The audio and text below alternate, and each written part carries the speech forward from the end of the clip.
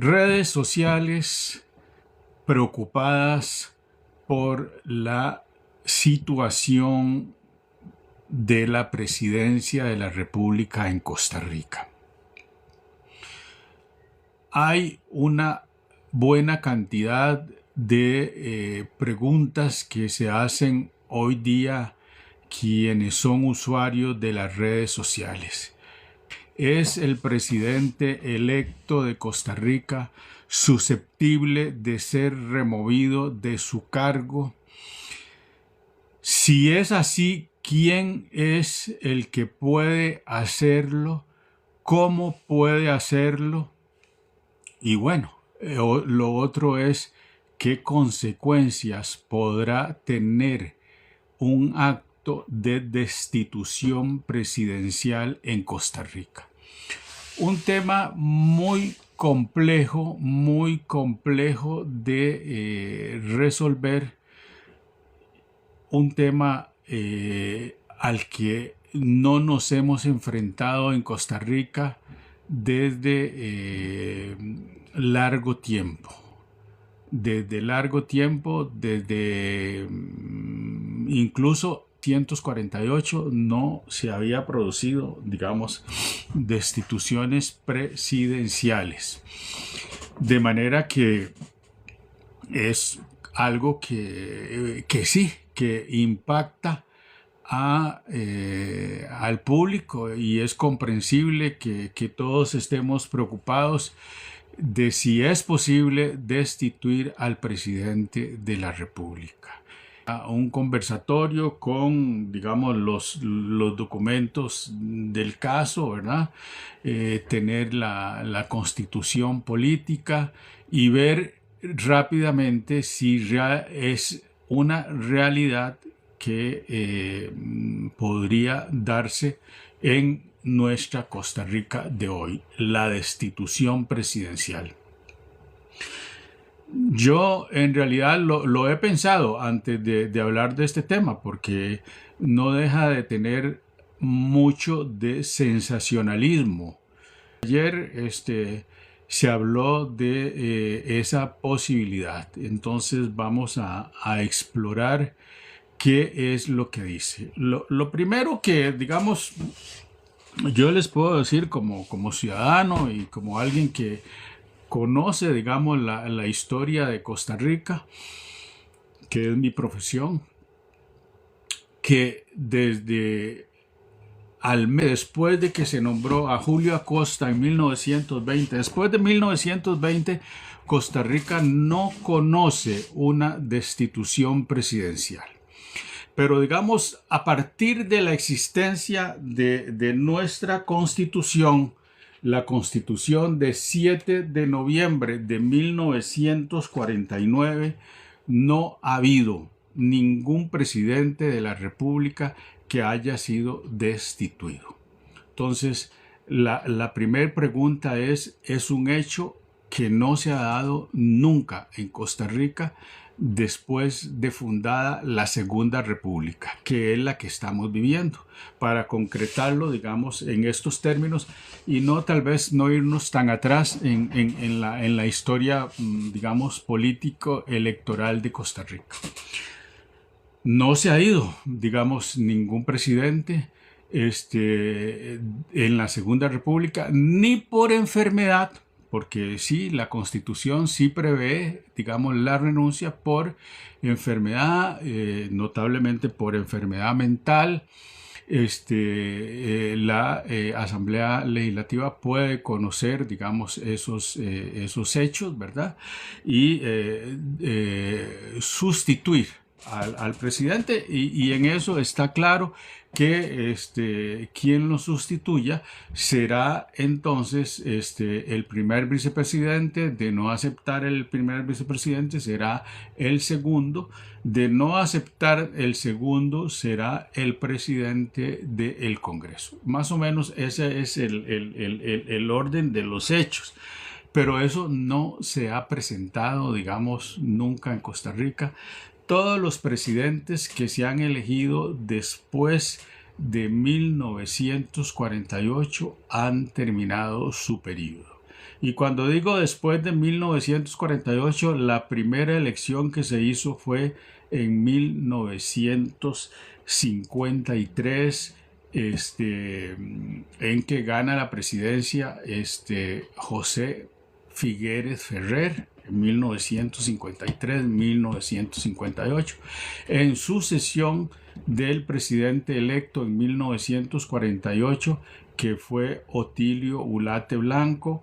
Ahí desde el 12 de marzo hasta el 7 de septiembre de 1949 hubo una junta fundadora de la Segunda República que presidía el señor José Figueres Ferrer con un equipo de gente. Es un periodo, digamos, más o menos de año y medio que duró, entre comillas, digamos, esa dictadura. Después se acordó por el pacto Figueres-Ulate que la presidencia de la República la disfrutará el presidente electo en 1948, don Otilio Ulate Blanco, quien asumió la presidencia.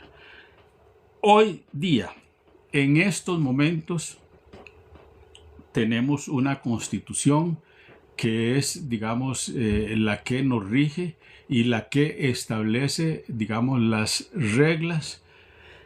Y las reglas, quiero decir, son claras, ¿verdad? No se prevé, digamos, constitucionalmente que haya una salida del presidente de la República.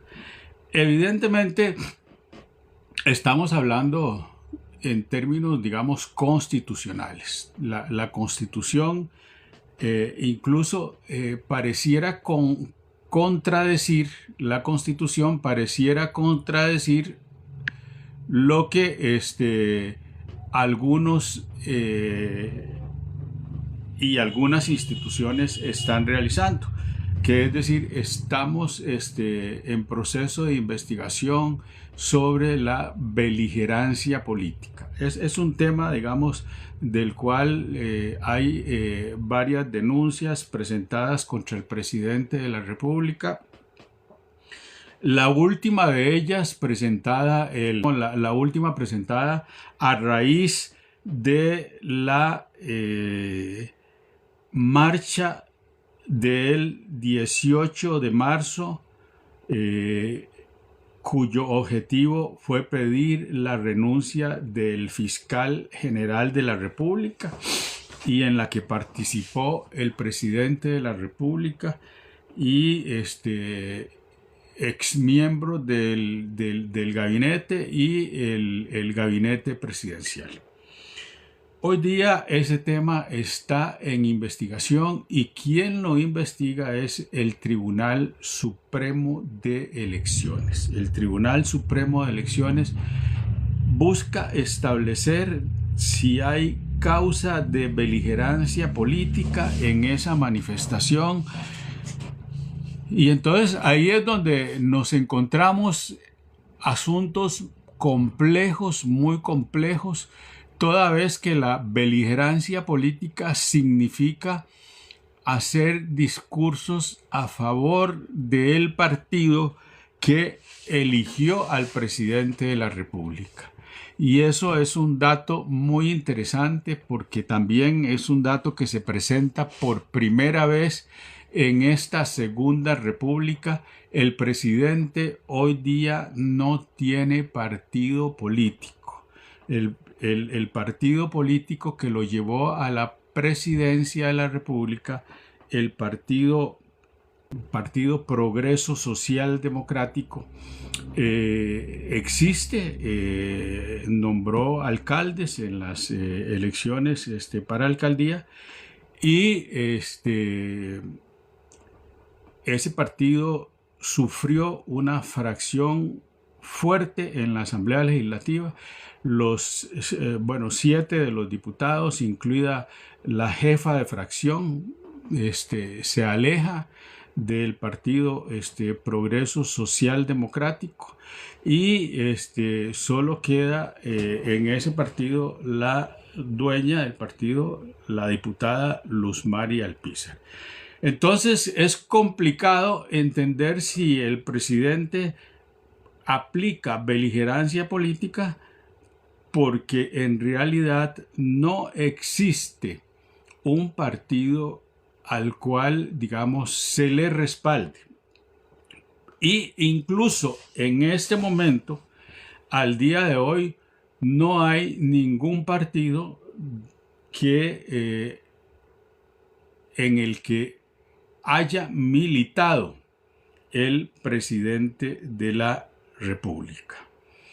Recuerden que el presidente de la República llega a Costa Rica el año 2018, si bien es cierto, ocupó cargos como ministro de Hacienda en el gobierno de Carlos Alvarado. Él no tenía militancia, con el PAC. De manera que, digamos, las acusaciones de beligerancia política quedan en un estado relativo, toda vez que en general, tal y como lo establece el Tribunal Supremo de Elecciones, beligerancia política es cuando el presidente asume un rol de hacer publicidad en voto de un partido político. En estos momentos tampoco hay ningún partido que responda, digamos, a esos dictados. Entonces, eso es muy complejo de resolver. Y como les digo, en la historia de la Segunda República no hay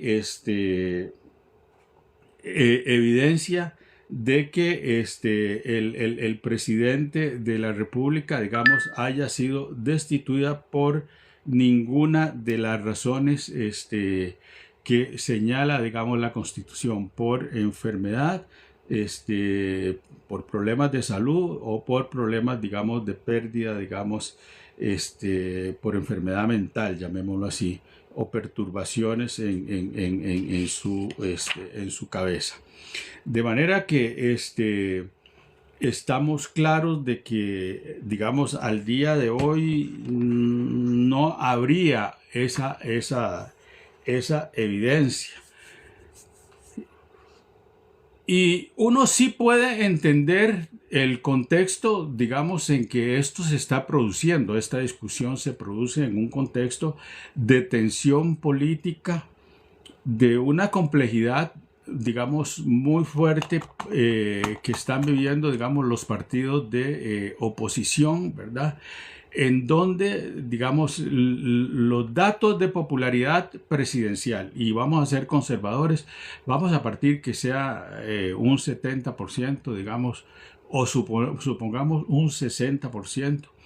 En la Segunda República, después de 1949, es el presidente que ha roto, digamos, récord en eso, de pasar de ganar con un 53% las elecciones a tener una popularidad superior a los votos que lo llevaron a la presidencia de la República. En eso, el presidente Rodrigo Chávez se diferencia del resto de presidentes de Costa Rica. Entonces, toda vez, digamos, que el presidente goza de muy buena salud ciudadana, ¿verdad? Que los ciudadanos costarricenses apoyan su gestión en un porcentaje significativo. Entonces se crea en redes sociales alguna gente cercana, digamos, empieza a hacer circular la noticia de el peligro, digamos, de una destitución del presidente. ¿Puede la Asamblea Legislativa destituir al presidente? Bueno, ya lo he dicho, en causa probada de beligerancia política. Como les digo, el Tribunal Supremo de Elecciones, la Fiscalía General de la República también están en proceso de investigación del presidente. Pero hay aquí algo que es inconstitucional en esos procesos de investigación, y vamos a ir directamente al artículo que nos menciona, digamos, el tema lo van a encontrar ustedes en el título 10, el Poder Ejecutivo, capítulo primero. El presidente y los vicepresidentes de la República. Artículo 130. El Poder Ejecutivo lo ejerce en nombre del pueblo el presidente de la República y los ministros de gobierno en calidad de obligados colaboradores. El presidente de la República será responsable del uso que hiciere de aquellas atribuciones que según esta Constitución le confieren en forma exclusiva. Cada ministro de gobierno será conjuntamente responsable con el presidente, perfecto, el presidente de la República y el ministro de gobierno que hubieran participado en actos que enseguida se indican serán también conjuntamente responsables. Entonces aquí vienen actos cuando comprometan en cualquier forma la libertad, la independencia política o la integridad territorial de la República. De eso sería responsable. Después veremos las sanciones. Cuando impidan o estorben directamente o indirectamente las elecciones populares o atenten contra los principios de alternabilidad en el ejercicio de la presidencia o de la libre sucesión presidencial o en contra de la libertad, orden o pureza del sufragio. Cuando impidan o estorben las funciones propias de la Asamblea Legislativa o coarten su libertad e independencia, cuando se nieguen a publicar o ejecutar las leyes y demás actos públicos, etcétera, etcétera. Artículo 150. La responsabilidad de quien ejerce la presidencia de la República y de los ministros de gobierno por hechos que no impliquen delito no podrá reclamarse mientras se encuentren en el ejercicio de sus cargos. Vea qué importante este artículo, el artículo 150. Ahí quería detenerme, justamente porque a mí me parece que es fundamental para nuestro tema. La responsabilidad de quien ejerce la presidencia de la República y de los ministros de gobierno por hechos que no impliquen delito solo podrá reclamarse mientras se encuentren en el ejercicio de sus cargos y hasta 4 años después. Es decir, la responsabilidad es que los hechos que no impliquen delitos, ¿verdad? Digamos, cuando sea otro tipo de actividad, solo pueden reclamarse mientras se encuentren en el ejercicio como presidente, ¿verdad? Decir, por ejemplo, digamos que afecta indirectamente las elecciones, los principios de alternabilidad de la presidencia, la sucesión presidencial, etcétera, etcétera. Eso se puede reclamar solo ahora y hasta por un plazo de 4 años después de haber cesado en sus funciones. Pero viene un artículo muy importante, el 151. El presidente, los vicepresidentes de la República o quien ejerza la presidencia no podrán ser perseguidos ni juzgados sino después de que en virtud de acusaciones interpuestas haya declarado la Asamblea Legislativa haber lugar a la formación de una causa penal. Entonces, entiendan esto, digamos, los que están investigando en estos momentos son el fiscal general de la República, que no tiene el poder, tendrá que elevarlo a la Asamblea Legislativa. Y en segundo lugar, el Tribunal Supremo de Elecciones, que está investigando la beligerancia política. Ambos están estudiando temas similares, pero una vez que lleguen a los resultados de su investigación, tendrán que elevarlo a la Asamblea Legislativa. Y será la Asamblea Legislativa la que declare si hay delito, ¿verdad? No podrán ser perseguidos ni juzgados sino después de que, en virtud de acusación interpuesta, no hay ninguna acusación interpuesta hasta el momento, haya declarado la Asamblea Legislativa haber lugar a una causa penal, y estamos hablando de una causa que esté tipificada en el código en el Código Penal de Costa Rica o en el Código de Procedimientos Penales, de manera que, digamos, pareciera, digamos, que no es tan fácil, ¿verdad? No es tan fácil. Y hay otros elementos, digamos, que voy a mencionar.